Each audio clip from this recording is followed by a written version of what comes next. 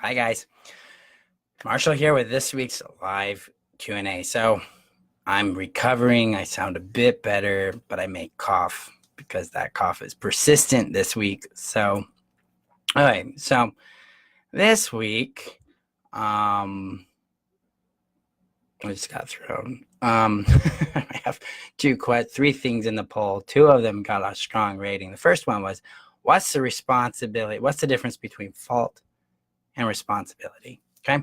So this is very, very important. I was talking with a client yesterday about this, and I wrote it down in a way that I think will work for you guys, okay?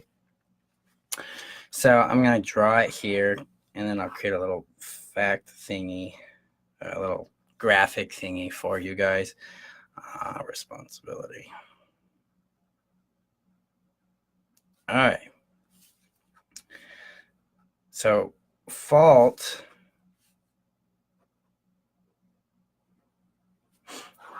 The difference between fault and responsibility starts with cause. There we go. Cause. Fault implies cause. That means, did I cause it? Did I create it? Now, when we look at a situation where we have a habit, for instance, our codependency or our shame, that kind of shit, if we are not the cause of those things were programmed into us. So we are not at fault for being codependent until we become conscious of it. Then we become responsible for it.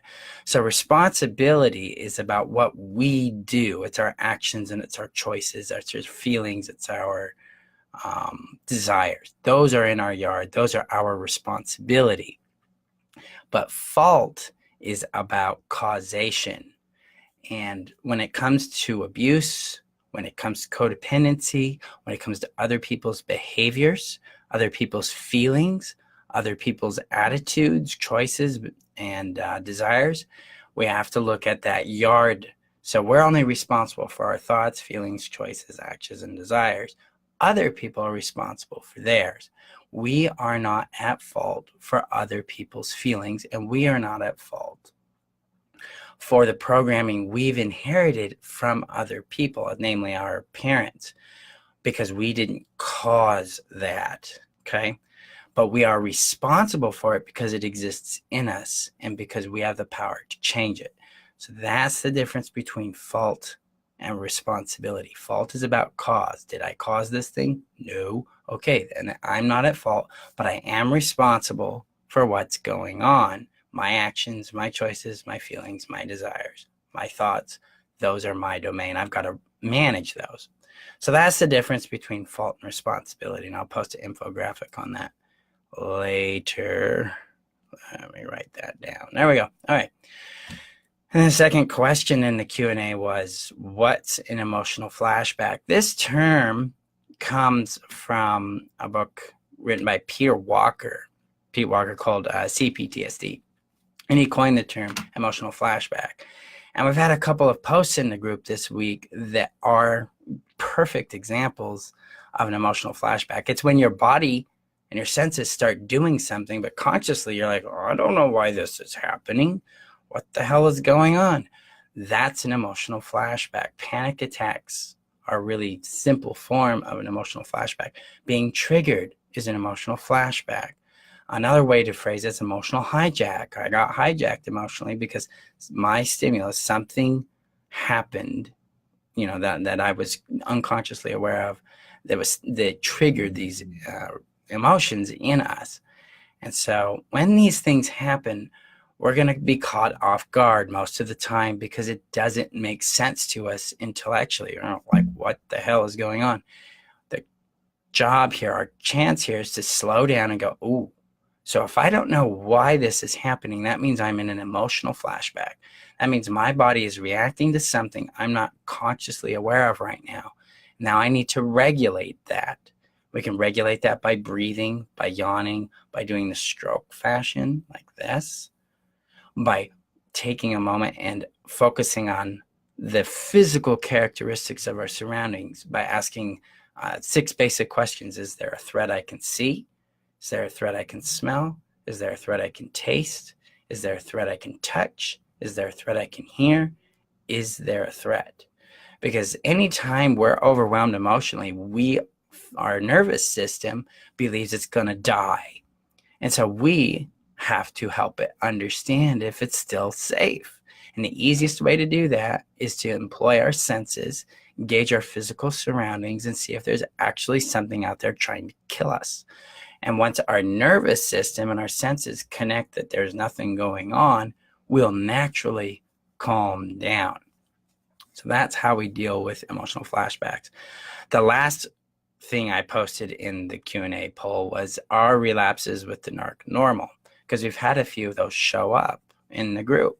Yes, they're very normal because they're part of the addictive cycle. And if we're willing to go through the cycle and go, I need to take more responsibility for the feelings I'm having both before I reach out to the narc or the narc reaches out to me, and the feelings I have when that happens, we'll be able to break that process. Because dominantly, we are seeking something, right? We have an unmet need that we think the narc can profoundly fulfill for us. And that gets us stuck. That gets us hooked on them. When we realize that need can actually be met in healthy and effective ways through other means, like first self-care, self-appreciation, and then with healthy bonded friendships, not romantic, intimate relationships, but friendships, platonic friendships, then we can begin to experience how that need is actually filled and who we are from that fulfilled place. Because in codependency, especially if we're dealing with trauma bonding, we're dealing with love addiction, we have an identity. We know who we are as that. Our brains have really deep grooves in it. The neural programming is very strong that way because there's a huge amount of chemicals that come with it. The dopamine, the serotonin, the oxytocin, the cortisol, the adrenaline. These are binding agents in the brain that create huge amounts of what's called neural wiring, where the synapses connect in very profound ways. And we're working against that current. And the way we do that is regulate the nervous system by becoming aware, oh, I'm having an addictive reflex to the narcissist. What's my actual need? And then let's go get that need met in healthy ways so that we're no longer controlled by it. Again, though, this is going to be the trick. The way that need is filled will not meet the same kind of intensity you felt with the narcissist, but it will feel better than it ever did with the narcissist, because it's not going to have the fear, it's not going to have the adrenaline, and it's actually going to be emotionally nourishing for you. So I want you to think about those things this week, guys. Hopefully next week I'll sound even better. I sound worse than I feel. I feel pretty good. If you guys have any other questions, feel free to post them in the group, and keep your eye out. There's some pricing changes coming with programs. We've got some surprises that are going to come out next week about this. I'm curious to see what you'll think about it and excited to make a bigger impact and make it more affordable for you. Thank you, guys. You guys have a good night. Well, and remember, you're worth knowing, you're worth loving, and you're worth keeping. Talk with you guys next week. Bye-bye.